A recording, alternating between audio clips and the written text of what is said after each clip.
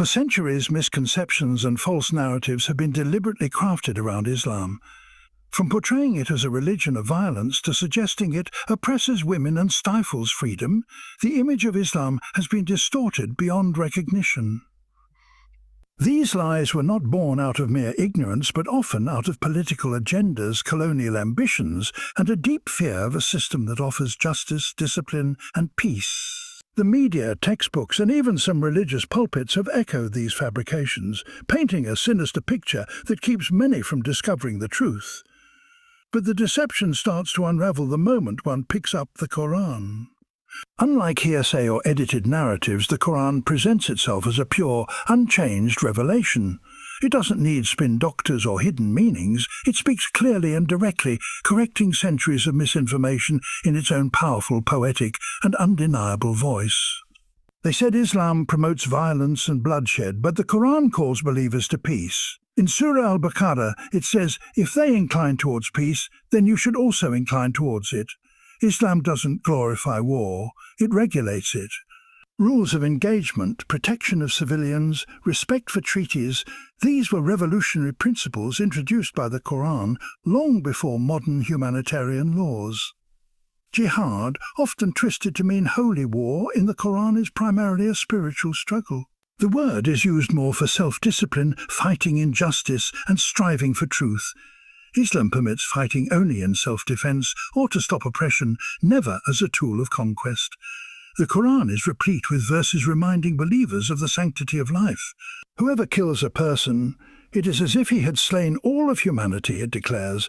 This is not the language of a violent ideology, but the message of divine compassion and justice. They accused Islam of oppressing women, yet the Quran lifted women from the depths of pre-Islamic oppression.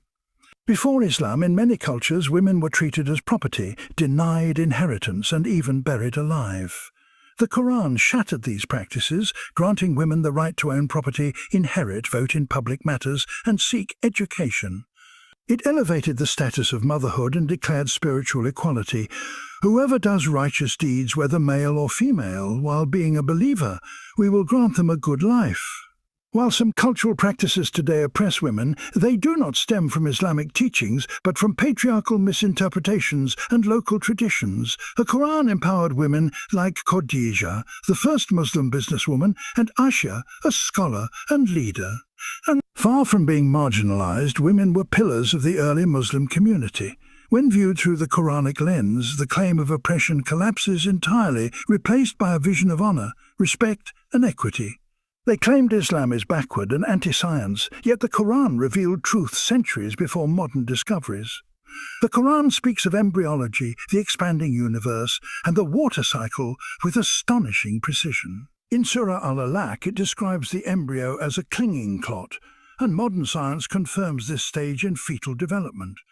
It refers to the universe's expansion in Surah Ad-Dariyat, and today cosmologists echo this with the Big Bang theory. These aren't coincidences, they are signs meant for reflection. Islam once led the world in mathematics, astronomy, and medicine. The Quran doesn't just tolerate science, it inspires it. It encourages the pursuit of knowledge and understanding of the natural world as a path to appreciating the Creator. Far from being at odds with reason, the Quran appeals to intellect repeatedly. Do they not reflect? It asks. This call to contemplation dismantles the myth that Islam opposes logic and enlightenment. They said Muslims blindly follow the Quran without questioning, but the Quran itself commands critical thinking. It constantly challenges readers to observe, reflect, and understand. "Do you not use your reason?" is a question echoed throughout its chapters. Unlike dogmatic ideologies that demand blind allegiance, Islam invites inquiry. The Prophet Muhammad himself encouraged questions and debates among his companions. Scholars developed sophisticated methodologies for interpreting the Quran, exploring its meanings through language, context, and logic. This intellectual tradition led to centuries of groundbreaking philosophy and science in the Muslim world. Islam isn't afraid of questions. It welcomes them. Doubt is not condemned but engaged with. The Quran provides answers not through coercion but persuasion. Its miracles are not just in the unseen, but in the intellectual coherence and moral clarity it offers. The idea that Islam discourages thought is a lie exposed by the very words of the Quran itself. They painted Islam as an intolerant religion, but the Quran sets a foundation for peaceful coexistence. It declares there is no compulsion in religion. It acknowledges the people of the book, Jews and Christians, with respect, recognizing their scriptures and calling for dialogue based on common values. Prophet Muhammad himself signed treaties and lived among non-Muslims with justice and fairness. The Quran instructs Muslims to deal kindly and justly with those who do not fight them for their faith. It permits interfaith marriage and respects religious freedom. While history has seen conflict, as with every civilization, Islam's core teachings promote respect, tolerance, and pluralism. The Quran envisions a society where people of different faiths can live together with mutual dignity. These teachings stand in stark contrast to the accusations of hatred and intolerance. The Quran doesn't just advocate for peace, it provides a framework for it. They claim the Quran is a human invention, but its linguistic mastery and unmatched depth challenge even the most gifted writers. Arabic scholars have long admitted that the Quran's style, rhythm, and structure are beyond human capacity. It defies the literary conventions of its time. Even its critics couldn't replicate its eloquence. The Quran itself presents a challenge, produce a chapter like it. Over 1400 years have passed, and none have succeeded. Beyond style, its timeless wisdom, consistency, and moral compass across changing ages testify to a divine origin.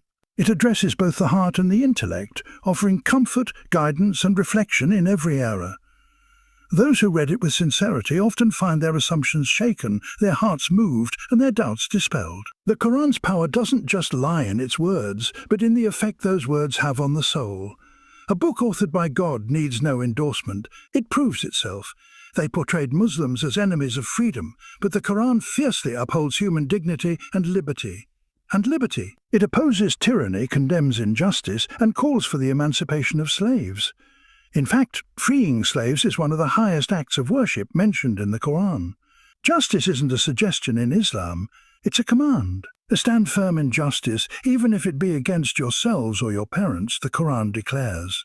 This is not the language of oppression, but of liberation. Islam came to a world steeped in inequality and began a transformation rooted in ethics and morality. The Quran doesn't support authoritarianism, it stands as a check against it. Every ruler is accountable to God, and every individual has inherent rights. The Islamic concept of freedom is not chaos or lawlessness, but the right to live in dignity, worship freely, and speak truth to power. In this light, the narrative of Islam as anti-freedom crumbles completely. They said the Quran spreads hatred, but its pages are filled with mercy, love, and compassion. It opens within the name of God, the most merciful, the most compassionate. This is the tone of the entire book. It speaks repeatedly of forgiveness, patience, and returning evil with good. Repel evil with what is better, it urges. The Prophet Muhammad, described in the Quran as a mercy to all the worlds, embodied these principles. He forgave his worst enemies and treated the most vulnerable with kindness. Even in war, the Quran calls for restraint, protection of the innocent, and the offer of peace when the enemy desires it. This is not a manual for hatred, it is a blueprint for spiritual growth and societal harmony. The lies that Islam incites hate fall apart when one reads even a few verses of the Quran. It's not hatred, it's healing that the Quran brings. They allege the Quran was only relevant in the 7th century, but its wisdom resonates today more than ever. It addresses timeless human struggles, greed, fear, injustice, loneliness, arrogance, and provides solutions rooted in truth and balance. In a world flooded with distractions and moral confusion, the Quran offers clarity. It teaches responsibility, community service, family values, and inner peace. It doesn't age because its source is beyond time. Its verses still heal broken hearts, guide lost souls, and inspire revolutions of thought and spirit. Whether addressing leaders or laborers, scholars or students, its words reach every level of the human condition. The Quran is not a relic, it's a living miracle. The more one engages with it, the more layers it reveals. The deeper the exploration, the more personal it becomes. A book that transforms hearts across millennia is not outdated, it's eternal. They warned the world against the Quran, fearing it would brainwash the youth. But the Quran actually awakens minds. In a time when many young people feel aimless or disillusioned, the Quran gives purpose and identity. It doesn't promise worldly luxury but meaning, resilience and peace. It calls on youth to rise above base desires, to contribute to society, to pursue excellence with sincerity. The stories of young people in the Quran, like the companions of the cave, show courage in the face of conformity.